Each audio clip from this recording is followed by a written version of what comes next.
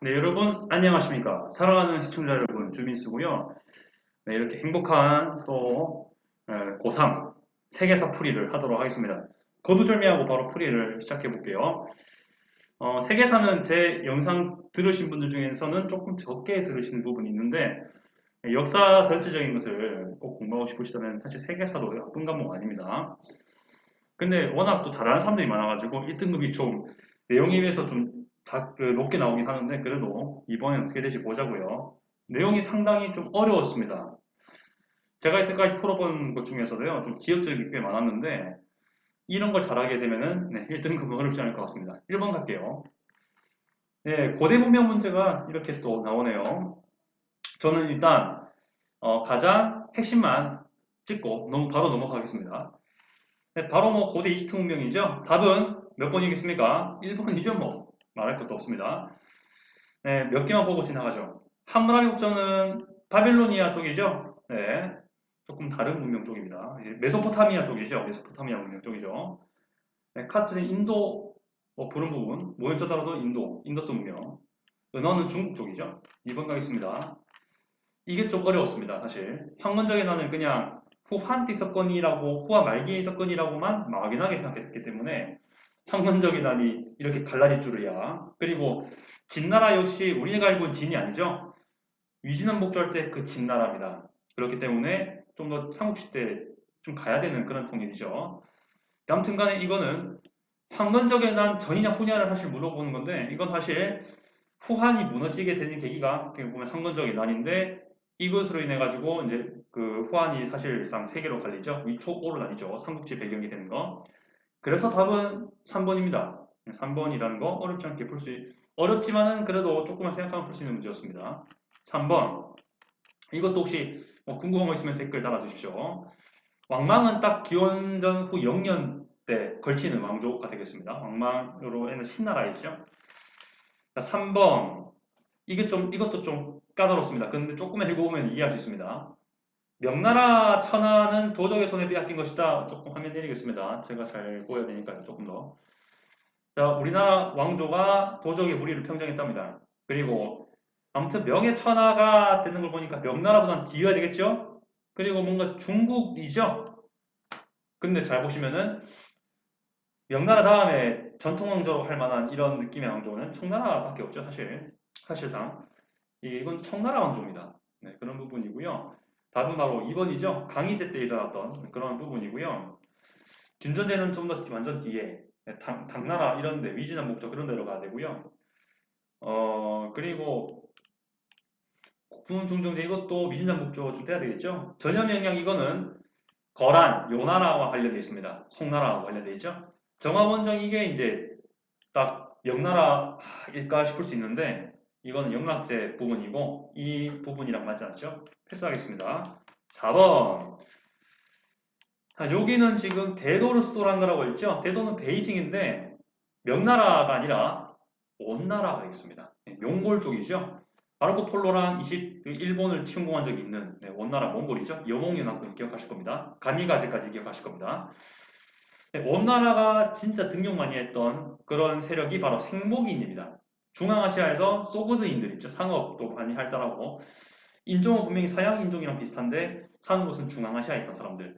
몽골 사람들이 보기에는 파란 눈을 가졌던 중앙아시아 사람들이 보통 생목인이라 불렀었죠. 2번입니다.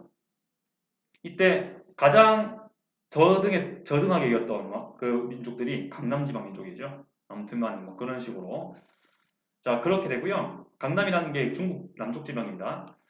1번은 이 시대가 아니죠. 네. 홍루몽은 청나라, 일족회법 이거는 명나라 청나라 때 경제정책 이거는 북송시대입니다. 남송이 아니고 북송입니다.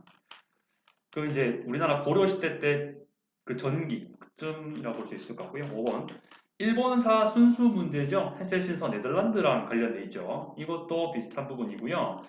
보통 네덜란드 난학의 영향을 받은 막부, 애송학부가 되겠습니다. 일본의 마지막 막부죠.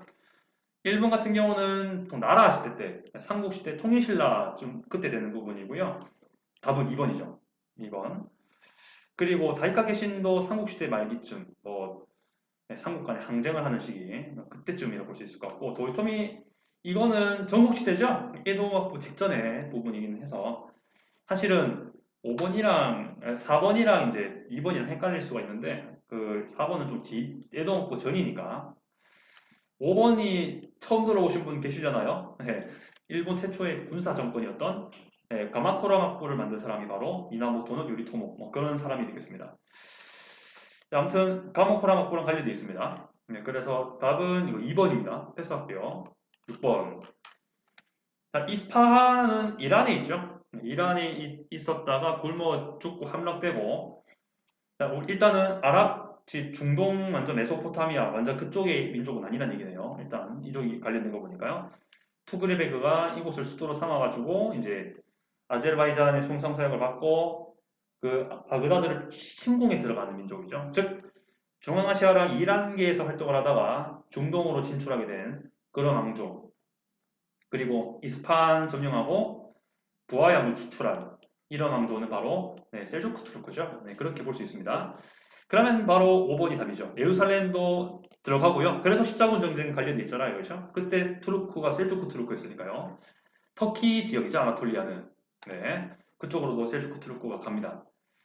1번은 델리 술탄 왕조. 인도의 최초의 무슬림 이슬람 왕조인데 그 이슬람 세력들이 이제 이런 건물을 더 만들게 되는 거고요.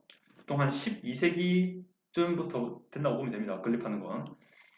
조라스터교 국교인 거는 페르시아계죠. 사산 왕조 보를 수 있고요. 이거는 오스만 제국입니다. 중국한 왕조.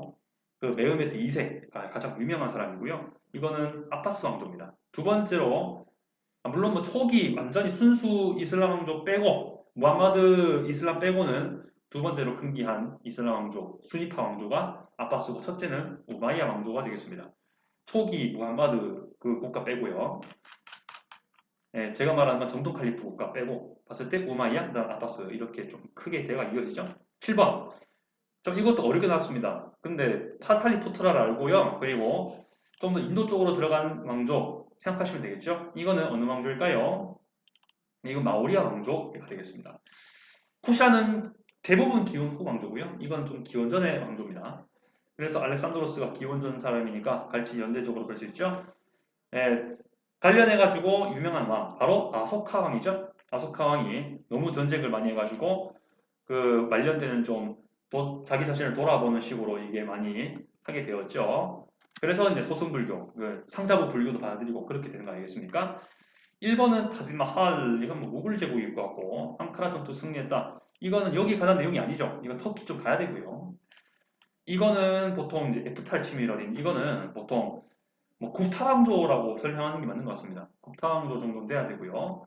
뭐 사사왕조도 될 수 있긴 한데 아무튼 여기서 인도를 묻는 거였다면은 아무튼 뭐 구타왕조 4세기, 6세기 삼국시대 한창일 때 이게 바로 코산왕조죠. 참고 이란 계통이라는 것도 기억하시면 되겠습니다. 8번 프랑스에게 분리했다가 영국 함대 패퇴했다. 이거는 지금 프랑스랑 영국이랑 싸우고 있죠. 크래시 전투가 힌트고요. 자크리에나 발생하는 것도 여기 힌트가 됩니다. 백년 전쟁이죠. 중세 완전 말기 때 그때죠. 한 3세기에서 15세기, 14, 15세기 아무튼 그때쯤 되는 거예요. 완전히 뒤입니다. 르네상스가 발생하기 직전에 있었던 그런 전쟁이 바로 백년 전쟁이었거든요. 이때 교황의 권위가 많이 떨어진 시기입니다. 그래서 아비뇽 교황청에 오는 교황이 아주 유명한 케이스죠. 답은 3번이고요. 14세기 내내 아비뇽이 있게 됩니다. 그리고요. 이거는 종교개혁 이유가 돼야 됩니다. 예수회가 설립된다는 것 자체가 종교개혁 이유도 많이 만들어지기 때문에 이거는 십자군 4차죠. 좀 더 전입니다. 이거 루터고요. 이거는 교황권이 하늘을 찌를 때 시기니까 이것보다는 좀 전이겠죠. 9번 가겠습니다. 이거는 이제 사사왕조 페르시아인 게 나오네요. 사사왕조 페르시아가 아니고 그냥 아케메네스 왕조 페르시아입니다. 자, 이래서 뭐 아케메네스 왕조 페르시아 문제니까요. 답은 바로 4번이겠죠. 페르시아 전쟁에서 우리 300 영화도 있긴 한데 이거는 조금 다르긴 하지만 페르시아 전쟁이죠. 관련된 게 이때 아테네 군대가 이제 페르시아랑 싸워서 이기는 전투가 바로 마라톤 전투지 않습니까? 4번이고요. 1번은 오스만 제국, 이거는 사상왕조 페르시아일 것 같고 이거는 구바빌로니아, 신바빌로니아, 구바빌로니아가 있는데 이거는 제가 볼 때는 구바빌로니아인 것 같습니다.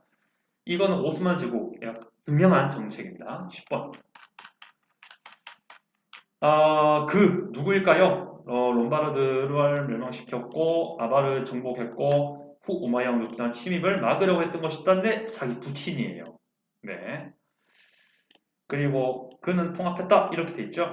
보통 프랑크 왕국을요 클카피카로 외웁니다. 콜로비스랑 카를로스 마르텔 그리고 피핀 그리고 카를로스 대제 이렇게 되는데 여기서 그는 통합한 사람이죠. 프랑크 왕국을 완전히 완성시킨 느낌 카를로스 대제겠죠.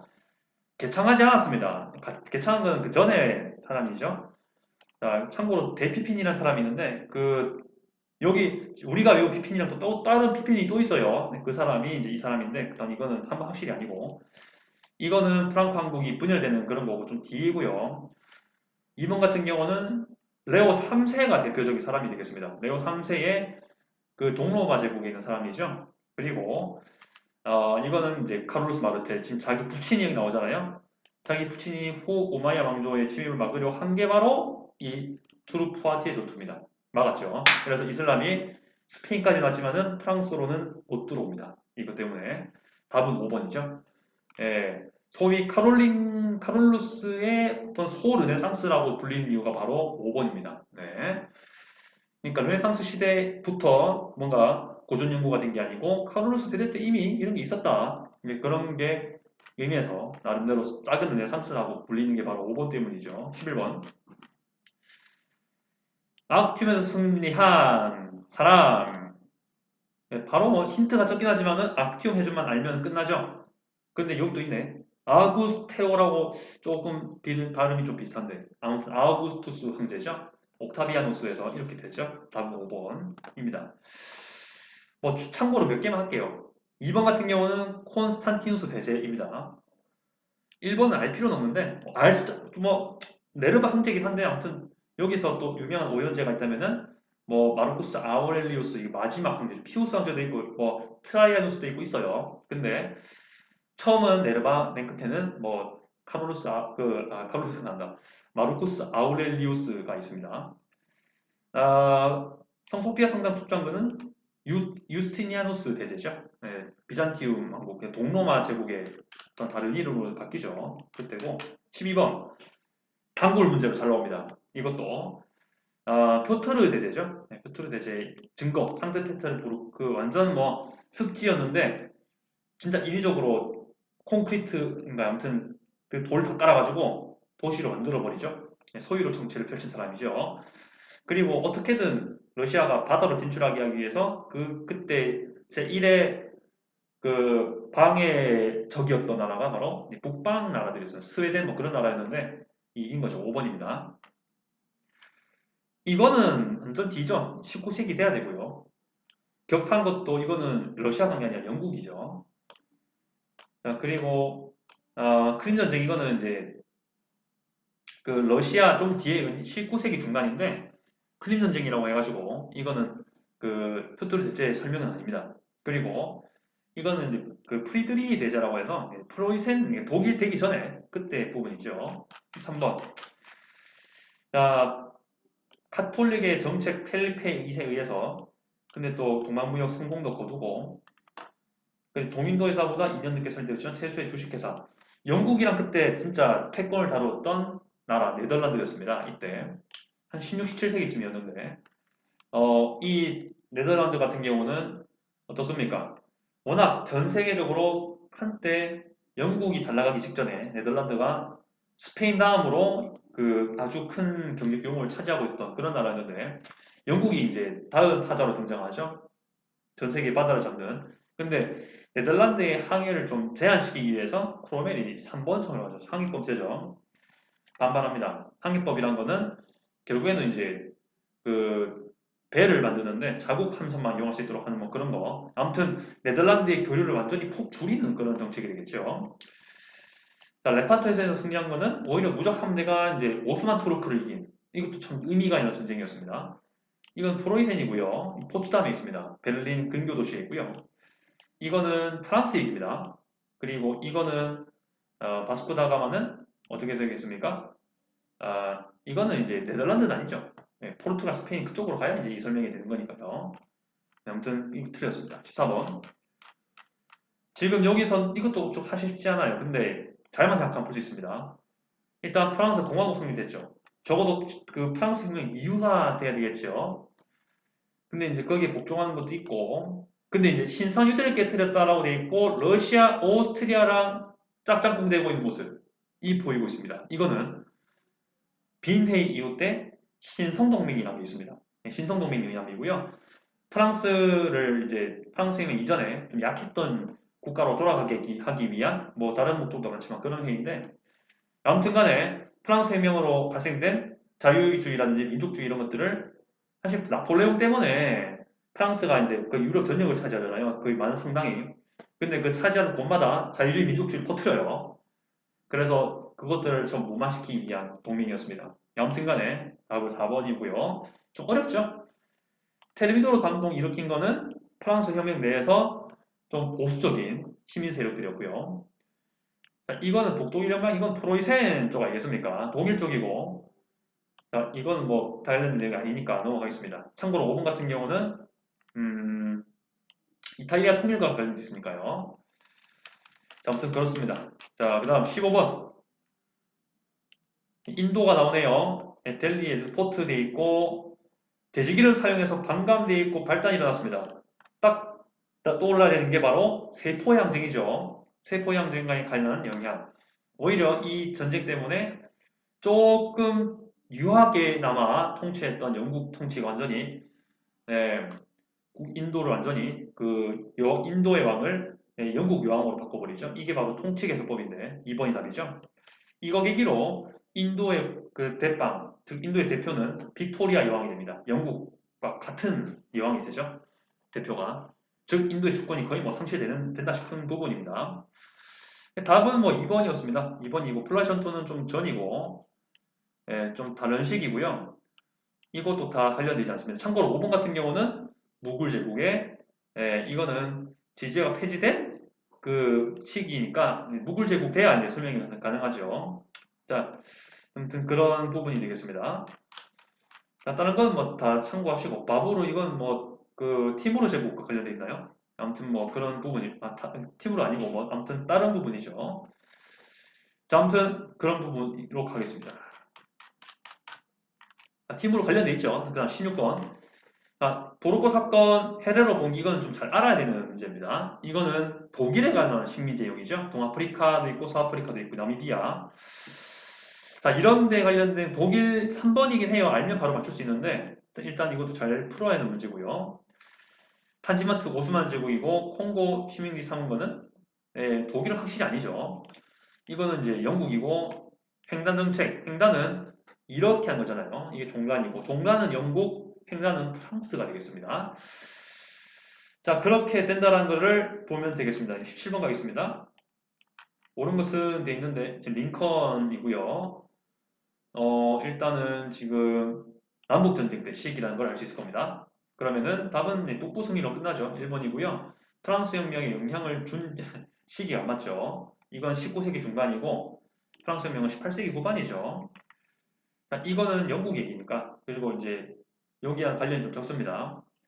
워싱턴은 미국이 건국될 때 얘기고요. 공로해방 선포되는 것도 러시아 제국의 어떻게 보면 좀 독자적인 부분이기 때문에 여기랑 영향이 좀 거의 없죠. 18번입니다. 자, 이거는 덴케르크 전투에다가 독일의 파리 점령인데 이건 2차 대전이죠. 자, 이건 뭐 이거 보고 처칠도 나오니까요. 그럼 여기서 해당되는 내용은 몇 번일까요? 답은 네, 1번이죠. 왜냐면은 지금 파리 점령이 있다는 게 이제 프랑스 전역이 이제 독일로 넘어갔죠. 그렇다 보니까 이제 드골이 영국으로 망명을 하는 거죠. 이때 대표가 드골이었으니까 장군. 이거는 오스만 제국 자체는 1차 대전 이후로 없어졌으니까 이건 1차 대전 얘기고요. 이것도 1차 대전 때의 그때 분위기였고요. 이것도 1차 대전 부분이고 이것 때문에 1차 대전이 끝나죠. 독일이 항복해가지고 이건 1차 대전 끝나고 20년 초반에 1920년 초반에 발생한 사건입니다. 자, 그리고 19번입니다. 닉슨 대통령이 1970년쯤 되겠죠. 이때 그 군비 축소를 위해서 했던 게 뭘까요? 이거는 사실 여러분들 좀 사이드로 배우실 수도 있는데 이게 문제 나올 줄이야 몰랐네요. 이게 사실 이것 때문에 좀 어렵습니다. 근데 다른 게 너무 아니어가지고 마셜 계획은 2차 대전 끝나고 이제 미국이 서유럽 지원하려고 한 거고 좀 전이죠. 이거는 소련이 해체되고 난 다음에 얘기고요. 2번은 이거는 제3세계 내용이니까 여기랑 좀 핀트가 안 맞는 내용이고요. 이것도 소련 자체 내용이기 때문에 어떻게 보면은 나토, 북대서양 조약이고 이거에 좀 반하게 선 거기 때문에 이거랑 이거가 좀 전입니다. 답은 5번입니다.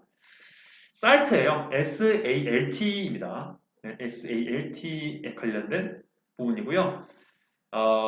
STH하고 뭐 ARM을 아무튼 ARM 들어가는 단어랑 limitation 그리고 협정은 트레이티미 이런 식으로 되겠죠. SALT 협정입니다. 20번 마스트리트 조약이라 한다면 바로 EU가 나와야 됩니다. 공부하셔야 되고요. 뭐 그런 영역 별로 여기서는 이 마스트리트 조약입니다. 네덜란드에 있어요. 제가 이거 가봤는데 아주 전원도시, 아주 물론 도시 느낌이 있긴 하지만 사람들이 러닝도 많이 하고 아주 예쁜 도시입니다. 아무튼 1번인 거 너무 쉽게 풀 수 있는데 3점이었습니다.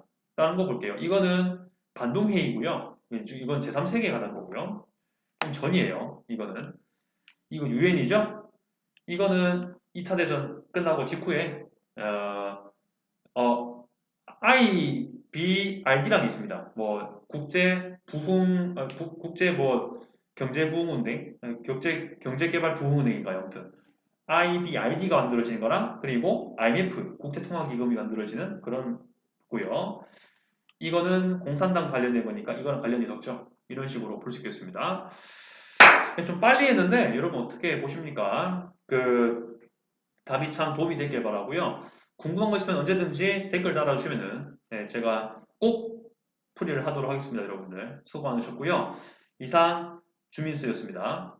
세계사도 열심히 공부합시다. 아디오스.